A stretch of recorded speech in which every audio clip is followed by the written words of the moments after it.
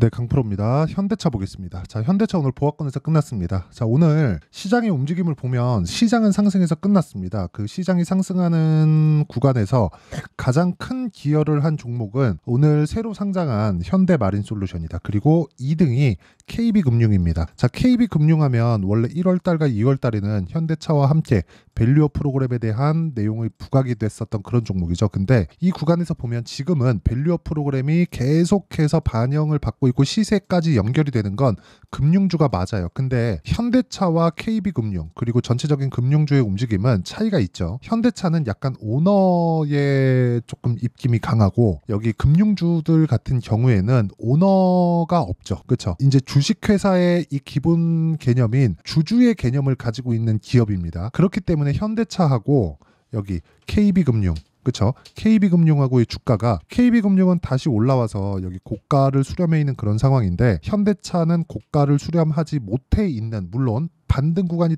또 나올 거예요. 나올 건데 고가를 수렴은 아직까지 못해 있는 그런 상황이다. 이런 상황이 왜 벌어지냐면 KB금융 같은 경우에는요. 아까 전에도 말씀드렸지만 오너의 개념이 아니에요. 그렇죠. 현대차는 오너의 개념을 가지고 있죠. 즉 대주주의 입장과 왜 오너니까 그렇죠. 여긴 승계도 받아야 되고 승계 절차에 대한 뭐 나한테 이로운 게 무엇일까 그런 부분이 있죠. 그러니까 대주주의 입장하고 일반 주주들의 입장하고의 차이가 있는 거예요.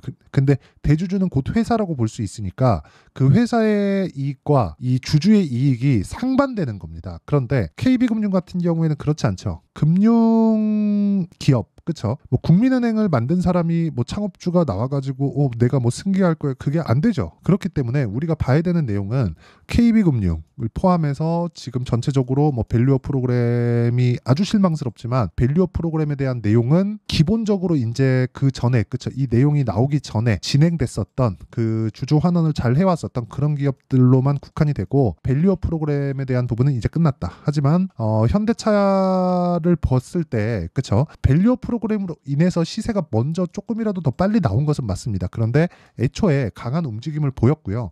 그리고 계속해서 이걸 보셔야 되는데 기아. 자, 기아 보셔야 돼요. 기아를 보면 이미 밸류업 프로그램에 대한 내용이 발표되기 전에 어떻게 됐습니까? 12월 달에 이미 신고가를 만들어 놨다는 점. 이런 부분을 감안한다면 자, 지금 현대차가 가격대를 고가에서 거의 뭐 한 3만 원, 4만 원 이 정도 가격대를 유지할 수 있는 건 실적 때문이라는 점을 제가 분명히 말씀드리고요. 그리고 앞으로 실적이 개선될 수 있는 사항들이 있습니다. 실제 북미 쪽에서의 호응도가 굉장히 높고요. 그리고 전기차, 그렇죠? 친환경차 판매량도 지속적으로 높아져 가고 있고 이쪽에 대한 부분은 사실상 시장을 선점해 가고 있다고 봐도 과언이 아닙니다. 물론 이렇게 그 플랫폼 자체가 바뀜에 따라서 그렇죠? 방식 자체가 바뀌었잖아요. 내연기관에서 이쪽으로 바뀌면서 새로운 기회를 얻었다고 보면 됩니다. 그런데 다시 뭐 내연기관으로 돌아간다. 최근에 막 그런 얘기들이 있습니다. 하이브리드 자동차를 조금 더 밀고 뭐 전기차 시대 안 오는 거 아니냐 막 이런 상황이 있던데 요즘에 그 소렌토 하이브리드 같은 거를 못 보셨는지는 잘 모르겠는데 인기가 상당합니다. 그 미국에도 마찬가지예요. 근데 뭐 그런 단계를 거쳐가는 거지 뭐 지금 진행하고 있는 뭐 이 GMP 플랫폼이 뭐 나쁘다 뭐 그런 내용은 아닙니다. 그냥 우리는 현대차 볼 때 뭐 밸류업 프로그램이나 배당이나 그런 부분보다 기본적으로 실적에 대한 증가분 그리고 그 실적에 대한 부분이 추세를 타고 가고 있다. 이 부분에 집중하는 게 중요하다고 저는 판단을 합니다. 자, 그러면 답 나왔죠. 현대차를 봤을 때는 우리가 실적에 집중을 하자. 하지만 실적에 대한 부분이 이걸 한번 보여드리겠습니다. 제가 장기 차트. 자, 기아의 실적을 보면 자, 기본적으로 이익을 보는 것보다 주당 순이익 그리고 매출액을 봐야 됩니다. 볼륨을 높이는 게 주식시장에선 중요해요. 이익이 높아지는 게 더 중요한 게 아니에요? 아닙니다. 매출, 즉 볼륨이 계속해서 높아져야 돼요. 물론 이런 과정에서 뭐 약간 마진이 떨어질 수도 있고 그런 상황이 나올 수도 있습니다. 그래서 영업이익이 꺾이는 것보다 매출이 꺾였을 때는 그 시장성을 잃어간다는 내용이기 때문에 이런 부분에 집중하는 것이 좋고 그래서 이 매출액에 대한 부분 즉 전망치를 봤을 때 지금 24년도 대비해서 그쵸 거의 한 25%에서 한 30% 정도 늘어나는 게 앞으로 4개년치 올해 포함해서 4개년치의 계획입니다. 올해도 전체적으로 실적이 나온 건 아니니까. 근데 주가는 어떻죠? 계속해서 신고가 구간을 만들어가고 있다. 그리고 장기 침체를 겪어왔어요. 여기 2011년도 이후에 그쵸? 계속해서 역성장을 해왔는데 여기 보시면 아시겠지만 매출이 정체되었다. 즉 성장성이 꺾여 있었다. 하지만 전기차 시대가 왔고 이런 구간을 잘 준비해온 결과 지금의 상황을 만들었다고 보시면 됩니다. 그러면 밸류어 프로그램은 어떻게 되나요? 이게 궁금하신 분들이 있을 텐데 이것 관련해서도 제가 이야기를 드릴 텐데 더 중요한 현대차의 타점을 어떻게 잡아야 될까? 그리고 제가 현대차를 왜 보는지에 대해서 이야기를 드리겠습니다. 이건 제 매매가 어떻게 진행되는지를 보시면 명확하게 알 수 있는 내용인데 자, 재룡 산업을 보시면 제가 오늘 매도를 했습니다. 매도한 결과 35% 정도 수익 내고 나왔는데 제가 항상 매매하는 과정에서 이렇게 수익을 내는 건 아니에요. 이거 실제 제 계좌에서 거래가 되고 있는 내용이고 이걸 보셔야 됩니다. 미래 가치를 반영하는 주식시장의 특성이 있습니다. 그리고 이건 선반영돼요. 가격이. 그러면 가격이 먼저 올라갔을 때 호재거리가 있다는 거예요. 자, 그러면 이걸 이렇게 보시자고요. 매집한다 장대양봉. 이게 아니라 매집, 매물소와 시세 끝. 그리고 이런 부분이 연결해서 만드는 게 추세입니다. 그렇죠? 그러면 우리는 뭘 보고 사야 돼요? 올라간다, 호재 있네. 호재가 뭐지? 찾아봐요. 그쵸? 왜? 이쪽 구간이 매집으로 우리가 인식을 하는 겁니다. 이게 틀리다고 하더라도 시세가 이렇게 나오잖아요. 그리고 다른 종목을 보더라도 그래요. DI나 그런 종목을 보더라도 올라가는 구간에서 계속해서 시세가 나옵니다. 이런 상황을 지속적으로 만들어 봐야 돼요. 물론 매매하는 과정에서 예를 들어서 그거예요. YC캠. 자, YC캠을 보면 오늘 제가 매도하고 또 샀어요. 이거 제가 분봉으로 보여드릴게요. 자, 정확하게 제가 매매한 타점을 보여드리면 매수, 매수, 매도, 매수, 하락 이렇게 나옵니다. 하지만 내가 물리더라도 그쵸? 어떻게 돼요? 강세 종목일 수 있는 상황에서 물리자. 근거가 확실해야 된다는 겁니다. 근거가 뭐냐? 전방산업, 즉 YC캠은 유리기판입니다. 유리기판의 수요가 늘어날 수 있다는 기대감이 가지고 있죠. 근데 이 기대감이 소멸될 때가 언제일까요? 뉴스가 나올 때일까요? 아니요. 실적이 나올 때입니다. 그럼 유리기판이 지금 막 상용화 돼서 납품되고 그러고 있나요? 아니잖아요. 그러니까 주가 올라가는 거예요. 그러면 결과가 딱 나오잖아요. 결과가 뭐예요? 실적이에요. 실적이 나오면 어떻게 돼요? 떨어집니다. 그렇죠? 물론 제가 뭐 실적이 나올 때까지 이거 보유할래요? 그거 아니에요. 단기로 치고 빠질 겁니다. 하지만 내가 매매하는 과정에서 꾸준하게 내가 이어가야 될 부분은 확인하고 매수를 해야 된다는 게 중요합니다. 이런 부분이 그렇죠?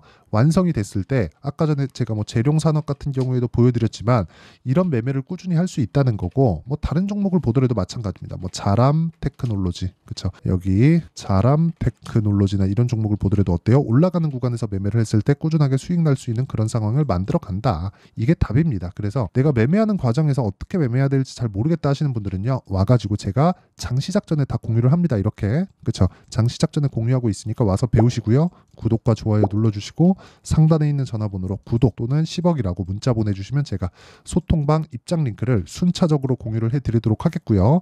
그리고 자 현대차를 포함해서 시세가 나오는 원리 그리고 이렇게 타점을 잡는 원리에 대한 부분은요. 아까 전에 말씀드렸죠. 제가 여기 현대차의 단기 보유 전략. 그렇죠? 보유 기간을 줄여야 됩니다. 현대차도 마찬가지예요. 그래서 이 내용과 함께 현대차의 실시간 타점을 제가 문자로 공유를 해드리도록 할 테니까 상단에 있는 전화번호로 현대차 자, 현대차라고 문자 보내주시면 제가 실시간 타점과 함께 단기 보유 전략을 공유해드리도록 하겠습니다. 밸류어 프로그램 관련돼서는 이제 무시하고 가셔도 됩니다. 기본적으로 현대차는 밸류어 프로그램 관련된 내용이 나오기 전부터 강세를 보이고 있었고 그런 과정에서 우리가 중요하게 봐야 될 부분은 가격이 먼저 반영하고 있다. 이 부분이 정말 중요하고요.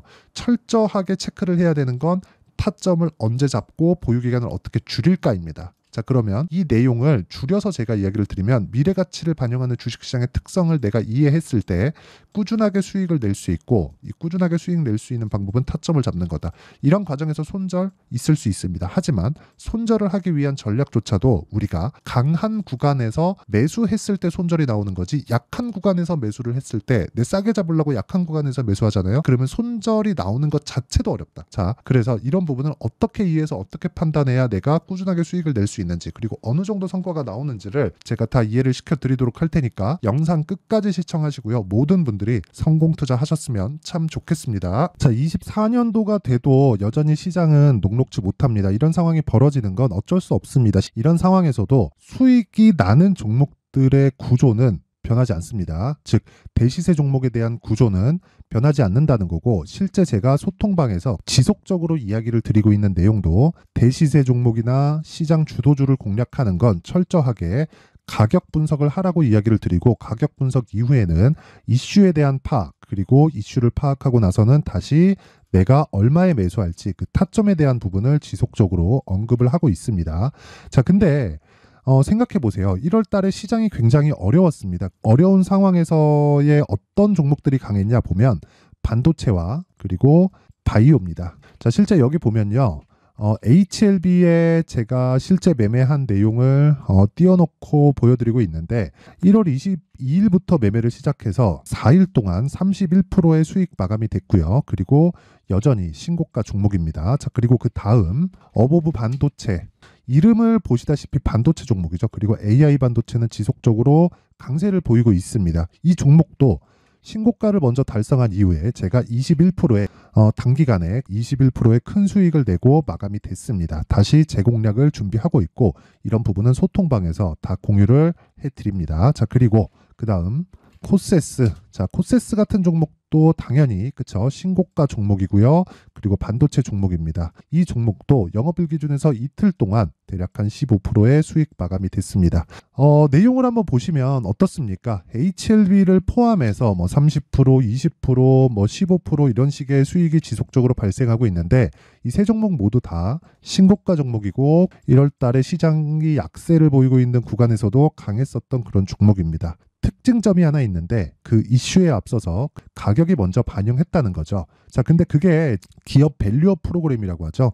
그 종목들도 마찬가지입니다. 오늘은 그 부분에 대해서 이야기를 드릴 텐데 그렇게 제가 가격을 먼저 보고 이슈에 대해서 파악하는 이유는 결과적으로는 큰 시세를 먹기 위한 사전 준비 작업입니다. 실제로 큰 시세를 먹기 위해서 사전 준비 작업을 했을 때 여기 레인보우 로보틱스 127% 그리고 ISC 98% 그리고 한미반도체 97%의 큰 수익을 내는 상황을 만들 수 있습니다. 어떤 식으로 소통방에서 진행됐는지 그쵸, 그 상황을 제가 이야기를 드린 건데 이런 상황도요 당연히 신고가를 공략했을 때 가능한 겁니다. 자, 그러면 이번에도 마찬가지입니다. 그쵸, 정부 주도의 코리아 디스카운트 해소 방안이 2월 달에 발표를 하고요. 그리고 2월 달에 발표된 내용을 토대로 주가가 움직이는 게 아니라 이미 움직인 내용이 있죠. 실제 이 내용은 크게 중요한 게 아니라는 겁니다. 실제 움직인 내용을 보면 자, 기아차입니다. 실제로 12월 달에 신고가를 만들어 놓고 정부에서 입김을 불어 넣으니까 순식간에 기아차를 포함해서 현대차 같은 거대 기업들의 주가가 2주도 채 되지 않아서 40% 정도의 큰 시세를 냅니다. 자, 그러면 우리는 어떤 종목을 봐야 될까요? 이슈를 파악해야 되는 것도 맞지만 철저하게 가격에 맞춰서 매매를 해야 되는 게 당연히 중요합니다. 정부가 주도하는 정책 방향이 있겠죠. 그 방향에 맞춰서 우리가 종목을 찾을 필요가 있다. 자, 그러면 답이 나왔습니다. 정부가 주도하는 방향에 맞춰서 제2의 기아차를 찾는 게 지금은 중요하다. 근데 정부 정책의 방향에 맞게 가자. 그랬을 때 앞서서 제가 보여드렸었던 내용인 여기 레인보우 로보틱스 127% 그리고 ISC 98% 그리고 한미반도체 97%와 같은 수익을 낼 수 있습니다. 물론 시간에 대한 부분은 최소 2주의 시간이 필요하고요. 그리고 최장 3개월 안에 끝내야 됩니다. 자, 기아차의 시세를 보셨던 것과 같이 2월 달에 정부 정책의 방향이 결정되고요. 바로 3월 달이면 시행입니다. 자, 그러면 우리는 거기에 맞춰서 당연히 종목을 찾아야 되고 제가 제2의 기아차를 찾아놨습니다. 제가 아까 전에 소통방에서 이야기를 드렸었던 내용 다 공개를 해드렸는데 그 내용처럼 종목만 받고 싶다 하시는 분들은요. 상단에 있는 제 전화번호로 대시세, 자, 대시세라고 문자를 보내주시면 정부 정책의 방향에 맞는 종목을 모든 분들에게 무료로 공개를 해드리도록 하겠습니다. 자, 제가 원하는 건 채널 성장이 목적입니다. 자, 그래서 구독과 좋아요 꼭 좀 부탁드리고요. 모든 분들이 정부 정책에 맞는 방향으로 매매를 이어가서 큰 수익 보셨으면 좋겠습니다.